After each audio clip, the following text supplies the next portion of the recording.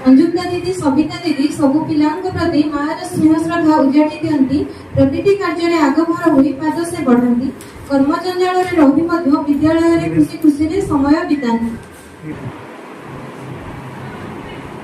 Madam कर विद्यालय रे अभिभावक प्रति नियारा सम्मान तांको कथारे हिंदी भाषा सहित ओडिया भाषार सुंदर सम्मिश्रण कथार भंगी रे सभी को आदर करती प्रतिटी पिलांकर सुरक्षा को नेत्र आढ़ुआड़ रे रखती।